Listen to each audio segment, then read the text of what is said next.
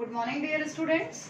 Yesterday, as we have started with the new chapter, and in which we have discussed the extraction of metal, and yesterday we have discussed about two topics, that is the concentration process, in which we have discussed four methods of concentration, and next the roasting and the calcination process, that is to be convert the ore into its metal oxide, because metal oxide's reduction is almost very easy. It means now we are having the calcined or the roasted ore. It means we are having the metal in the form of oxide. So now the next step would be to reduce metal oxide to its metal. So we have to see the reduction of metal oxide to free metal.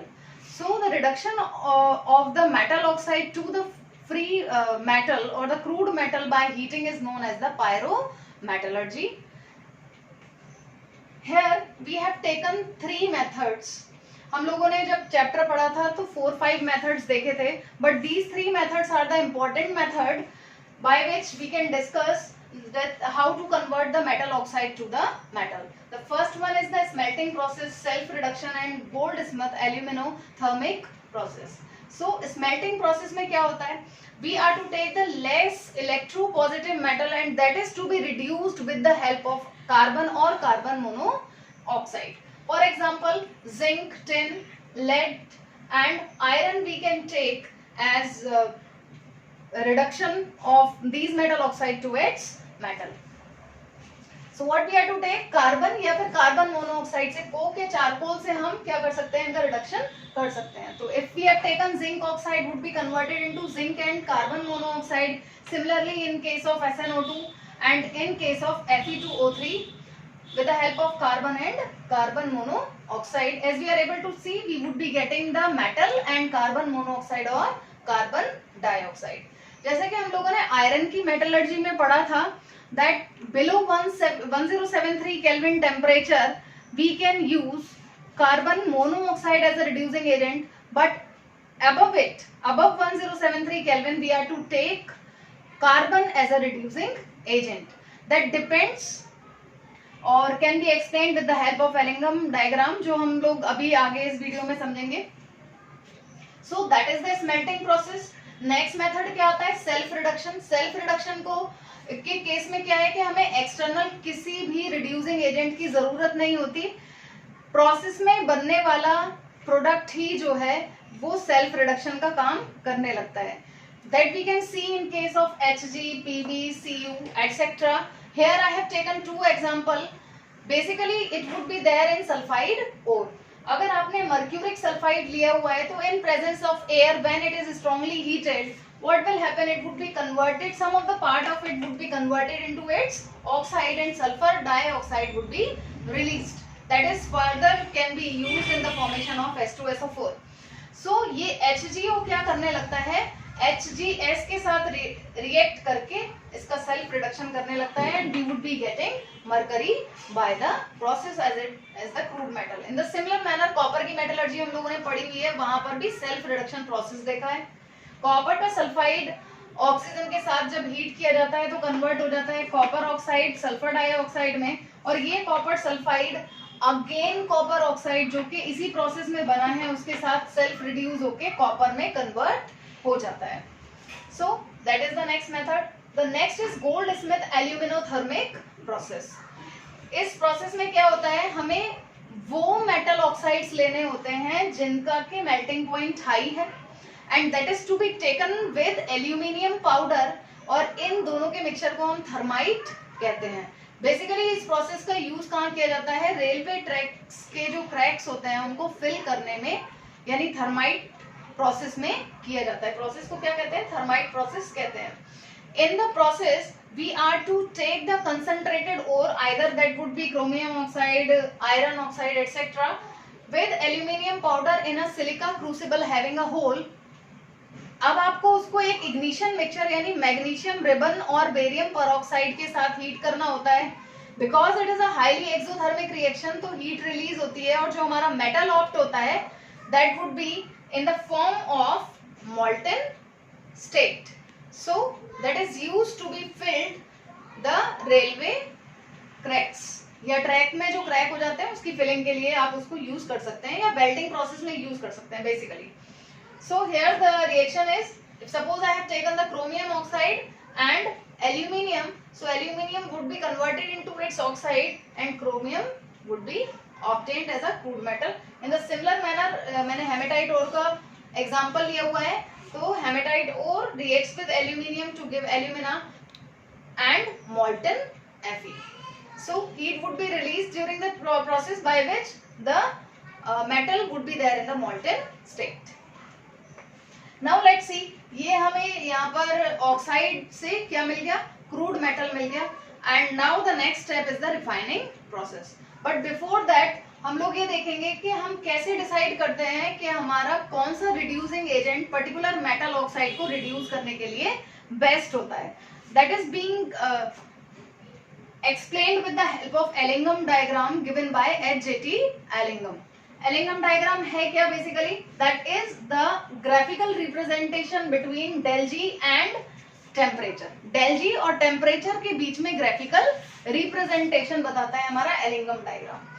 Now here we are able to see the value of del G in negative because we know that किसी भी reaction को feasible होने के लिए, जो हमने thermodynamic principal पढ़ा हुआ है, हमें पता है कि रिएक्शन फिजिबल तब होती है जब हमारा डेल जी का वैल्यू नेगेटिव होता है. सो these all the values are in negative and here we are having the temperature in Kelvin. We know with the help of Gibbs-Helmholtz equation that del G is equal to del H minus T del S. अब अगर हम बात करते हैं, यहाँ पर हम देख रहे हैं कि मेटल से मेटल ऑक्साइड फॉर्म हो रहा है, जिंक से जिंक ऑक्साइड, क्रोमियम से क्रोमियम ऑक्साइड, कार्बन से कार्बन ऑक्साइड, एल्यूमिनियम, मैग्नीशियम से उनके ऑक्साइड्स फॉर्म हो रहे हैं. तो हम जब भी किसी मेटल का ऑक्सीजन से रिएक्शन कराते हैं, मेटल का ऑक्साइड फॉर्म होता है. With the help of this we can see कि मेटल एक सॉलिड है, एक गैसियस स्टेट है और यहाँ पर भी एक सॉलिड फॉर्म हो रहा है. इसका मतलब ये है कि ये यहाँ पर एंट्रोपी क्या कर रही है, S का वैल्यू जो है वो डिक्रीज कर रहा है, यानी डेल S का वैल्यू फाइनली जो आ जाएगा वो कैसा आएगा, नेगेटिव आएगा. तो अगर डेल S का वैल्यू नेगेटिव आता है और हम टेम्परेचर को इंक्रीज करते चले जाते हैं, तो with the increase in temperature T del S का वैल्यू ज्यादा नेगेटिव होता चला जाएगा. और अगर ये ज्यादा नेगेटिव होता चला जाएगा तो डेल H में से माइनस करने के बाद हमें जो डेल G का वैल्यू मिलेगा वो लेस नेगेटिव मिलेगा. इसका मतलब हमारे ग्राफ किस तरीके के होने चाहिए जिसमें हमारी मोर नेगेटिव से वैल्यू लेस नेगेटिव की तरफ जानी चाहिए, जो कि हमें सारे डायग्राम्स में देखने के लिए मिल रहा है एक्सेप्ट कार्बन से कार्बन मोनोऑक्साइड के ग्राफ में. उसे छोड़कर बाकी सारे ग्राफ हम देख रहे हैं लेस नेगेटिव की तरफ जा रहे हैं. तो इट इज बीन प्रूव्ड क्यों ऐसा हो रहा है. बट कार्बन से कार्बन मोनोऑक्साइड के केस में ऐसा नहीं हुआ. क्यों? क्योंकि कार्बन एक सॉलिड है, ऑक्सीजन एक गैस है, कार्बन मोनोऑक्साइड अगेन एक गैस है. इसका मतलब ये है कि डेल एस का वैल्यू इस केस में क्या हो रहा है, इंक्रीज हो रहा है, यानी पॉजिटिव हो रहा है.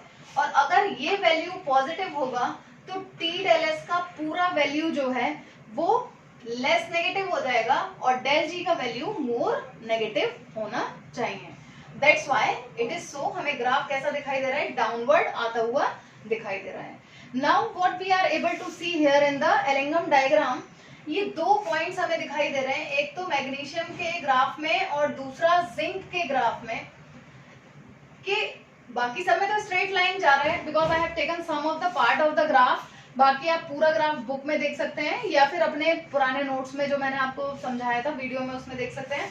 दैट सारे ही ग्राफ स्ट्रेट लाइन है. इनमें हम क्या देख रहे हैं, एट अ मोमेंट एकदम से चेंज हो रहा है ग्राफ में. ठीक है, ये ऊपर की तरफ जा रहा है, it is moving upward at a particular temperature. Why it is so, because यहाँ पर क्या हो रहा है, स्टेट चेंज होती है, या तो सॉलिड से लिक्विड में जाएगा यानी बॉइलिंग पॉइंट या मेल्टिंग पॉइंट को दिखाता है ये पॉइंट. द नेक्स्ट थिंग, अब हम ये कैसे डिसाइड करेंगे कि कौन सा मेटल ऑक्साइड को रिड्यूस करने के लिए हमें किस रिड्यूसिंग एजेंट का यूज करना चाहिए. So we can see this with the help of these two examples. हम यहाँ पर एल्यूमिनियम से एल्यूमिनियम ऑक्साइड बना रहे हैं, मैग्नीशियम से मैग्नीशियम ऑक्साइड फॉर्म कर रहे हैं. सो जिसकी जितनी ज्यादा नेगेटिव वैल्यू होगी वो उतना ही स्टेबल ऑक्साइड फॉर्म करेगा. अगर मैं एल्यूमिनियम से एल्यूमिनियम ऑक्साइड और मैग्नीशियम से मैग्नीशियम ऑक्साइड की बात करूं तो मैग्नीशियम के केस में हमें डेल जी का वैल्यू ज्यादा नेगेटिव नजर आ रहा है। इसका मतलब ये है कि मैग्नीशियम जो है वो ज्यादा स्टेबल ऑक्साइड फॉर्म करता है। इसका मतलब क्या हुआ कि जितने भी ऊपर वाले मेटल्स हैं उन सबके ऑक्साइड्स को हम नीचे वाले मेटल के थ्रू रिड्यूस कर सकते हैं। It means if suppose I have taken the reaction as magnesium plus Al2O3, तो क्या बन जाएगा MgO plus Al2O3 फॉर्म हो जाएगा। क्यों? क्योंकि मैग्नीशियम से एल्यूमिनियम ऑक्साइड से ज्यादा स्टेबल ऑक्साइड कौन बना रहा है? Magnesium oxide. इसका मतलब जो नीचे वाले जो मेटल्स हैं वो ऊपर वाले ऑक्साइड्स में से उनके ऑक्साइड्स को मेटल में रिड्यूस इजीली कर सकते हैं। That may be the trick. आपको याद रखने के लिए ये ट्रिक भी आप बना सकते हो कि जो नीचे वाला ग्राफ है वो मेटल ऊपर वाले ऑक्साइड को इजीली रिड्यूस कर सकता है। क्यों? क्योंकि उसकी ऑक्साइड बनाने की टेंडेंसी पहले वाले से ज्यादा है। ठीक है, लेकिन यहाँ पर हम क्या चीज देख रहे हैं? We have to see the intersection point also. Intersection point पे आके क्या हो जाता है? ग्राफ में चेंज हो जाता है। तो एट दिस टेम्परेचर 1623 केल्विन के बाद हम क्या देख रहे हैं कि मैग्नीशियम का ग्राफ ऊपर चला गया और एल्यूमिनियम का ग्राफ कहाँ है? नीचे है। तो व्हाट विल हैपन? अब इसके बाद अगर मैं आपसे पूछूं कि 1623 केल्विन के बाद क्या मैग्नीशियम का यूज कर सकते हैं एल्यूमिनियम ऑक्साइड को रिड्यूस करने के लिए? So you will say no. Why? Because now the graph of aluminium is down to the graph of magnesium. अब जो है हम एल्यूमिनियम का यूज करेंगे मैग्नीशियम ऑक्साइड में से मैग्नीशियम को रिड्यूस करने के लिए। So that is to be remember. यहाँ पर हमें ये बात ध्यान रखनी है। तो with the help of the Ellingham diagram जो मैंने आपको ओवरव्यू दिया, आप क्या पहचान सकते हो कि हमें कौन सा रिड्यूसिंग एजेंट किस केस में यूज करना चाहिए। So as we have studied 4 metallurgy, 3 में हमने बात की थी, एक तो जिंक की, कॉपर की और आयरन की मेटलर्जी में, कि हमें रिड्यूसिंग एजेंट कौन सा यूज करना है। Now let's see, we are having the crude metal with some impurities. उनको रिमूव करने के लिए हम रिफाइनिंग प्रोसेस का यूज करते हैं। मैंने कुछ इंपॉर्टेंट मेथड्स यहाँ पर ले रखे हैं जो आपसे एग्जाम में बार बार बोर्ड एग्जाम में पूछे जाते हैं। The first one is the distillation process. Distillation process basically हम कहाँ पर करते हैं? उस केस में जहाँ के हमारे मेटल वॉलेटाइल होते हैं नेचर में और इम्प्योरिटीज नॉन वॉलेटाइल होती हैं। We have studied it in detail in class 11. Distillation process हमने पढ़ा हुआ है। तो distillation में in a retort we are to take the impure metal, we are to heat it.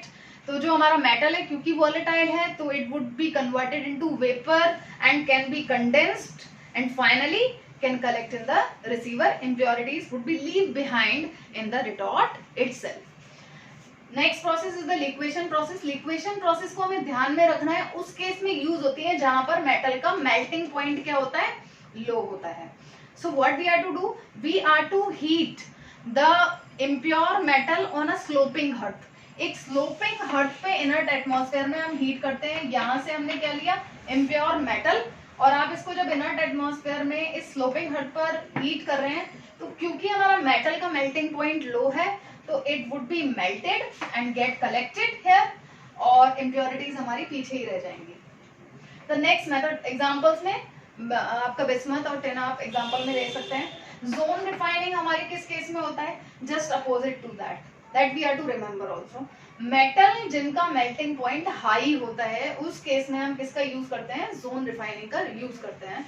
It is very important, exam में बहुत पूछा जाता है आपसे जोन रिफाइनिंग। जोन रिफाइनिंग में बेसिकली आपको क्या करना होता है? That you are to convert the impure metal into a form of a rod. एक रॉड के फॉर्म में आप इसको कन्वर्ट करते हो। Then you are to heat this rod from one end to another. दूसरे एंड तक इसको हीट करना होता है, आपको बार बार ये प्रोसेस रिपीट करना होता है। Now what will happen? क्योंकि जो हमारी इम्प्योरिटीज हैं they are more soluble in the form of molten state. ठीक है, तो हमारे मेल्ट में वो ज्यादा सॉल्युबल होती है, उनका मेल्टिंग पॉइंट लो है तो वो क्या होती चली जाएंगी? रॉड के एक एंड से दूसरे एंड पर पास होती चली जाएंगी। जब हम बार बार इस प्रोसेस को रिपीट करते हैं तो हमारा क्या होगा? फाइनली ये जो रॉड थी हमारी, इसका एक एंड पर हमारे सारा का सारा इम्प्योरिटीज कलेक्ट हो जाएंगी और बाकी जो हमारा मेटल है जितना भी मेल्ट हुआ होगा वो रिक्रिस्टलाइज होकर प्योर मेटल के फॉर्म में कन्वर्ट हो जाएगा and that process is to be taken in inert atmosphere. Now the next is vapor phase refining. In the vapor phase refining we are having two processes, Mond process and Van Arkel process. Exam में आपसे नाम से भी पूछे जाते हैं इन processes को. Vapour phase refining में बेसिकली क्या होता है, हमारे जो मेटल होते हैं उसको हमें कन्वर्ट कर लेना होता है वॉलेटाइल कंपाउंड में एक पर्टिकुलर टेम्परेचर पर, और वो वॉलेटाइल कंपाउंड को बाद में हाई टेम्परेचर पे हीट करके आप कन्वर्ट कर लेते हो pure metal and the by product. As we can see Mond process nickel के केस में हमें देखने के लिए मिलती है. निकल कार्बन मोनोऑक्साइड से रिएक्ट करेगा NiCO4 बनाएगा. निकल टेट्रा कार्बोनिल में कन्वर्ट हो जाएगा जो एक वोलेटाइल कंपाउंड है. फर्दर इसको हाई टेम्परेचर पर अराउंड 1000 केल्विन पर आप हीट करते हो तो it would be reconverted into pure nickel and carbon monoxide would be released. The next is van Arkel process. Van Arkel process का यूज बेसिकली स्पेस टेक्नोलॉजी में किया जाता है अल्ट्रा प्योर मेटल को ऑप्ट करने के लिए in case of zirconium, titanium, hafnium etcetera. यहाँ पर भी क्या होता है, पहले आप आयोडीन के साथ इन इम्प्योर मेटल्स को हीट करते हो तो जिरकोनियम जो है वो आयोडीन से रिएक्ट करके जिरकोनियम टेट्रा आयोडाइड फॉर्म करता है, एक वॉलेटाइल कंपाउंड जिसको फर्दर हाई टेम्परेचर पर विद टंगस्टन हीट किया जाता है और it would be reconverted into pure zirconium and iodine would be released by the process. So reaction आपको ध्यान में रखनी है, रिएक्शन याद करनी है, इनकी टेम्परेचर और जो कंडीशंस हैं वो ध्यान में रखनी है. The next is electrolytic refining. Electrolytic refining हम लोगों ने देखा कॉपर के केस में, सिल्वर, एल्यूमिनियम, लेड के केस में हम लोग देखते हैं. इलेक्ट्रोलिटिक रिफाइनिंग को हमने डिटेल में भी पढ़ा हुआ है इन आवर सेकंड चैप्टर. सो यहाँ पर क्या होता है, आपको एनोड बनाना होता है इम्प्योर मेटल को, कैथोड बनाना होता है प्योर मेटल को. प्योर मेटल का थिन लेयर लेते हैं आप और इम्प्योर होती है आपकी जो रॉड होती है वो थिक होती है. You have to take a suitable electrolyte. जैसे कि मैंने आपको कॉपर के एग्जांपल से दिखाया है तो एनोड हमारा इम्प्योर कॉपर होगा, कैथोड जो होगा वो हमारा प्योर कॉपर होगा. कॉपर सल्फेट का सोल्यूशन हमको लेना है. Now what will happen at cathode. क्या होता है, कैथोड पर हमेशा हमें पता है, हम लोग पढ़ चुके हैं कि कैथोड पर हमेशा क्या होता है, रिडक्शन होता है. तो reduction would be there. Reduction में क्या होगा, इलेक्ट्रोनेशन होगा. तो copper ion will be reduce to give copper. ये कॉपर कहां से आएगा, ये कॉपर आयन कहां से आएंगे, सोल्यूशन से आएंगे और इस रॉड पर कलेक्ट होते चले जाएंगे. And the same amount of copper ion will move from anode to the solution.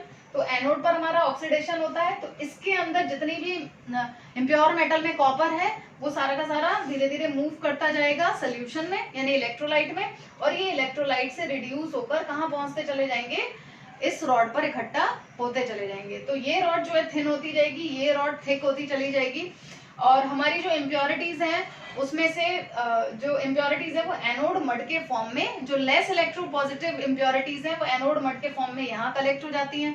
जो हाई इलेक्ट्रोपॉजिटिव हैं वो सारी की सारी सोल्यूशन में आती चली जाती हैं. And the last method is the chromatography जो 11th में डिटेल में हम लोगों ने पढ़ रखा है.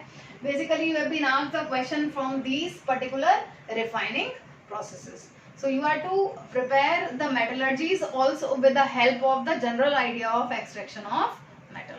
From Monday I will start the organic chemistry. So I request you all कि 11th class की organic chemistry और hydrocarbon को एक बार you go through the chapters by which it is very easy to understand the organic chemistry means haloalkanes and haloarenes that I will start from Monday. Thank you.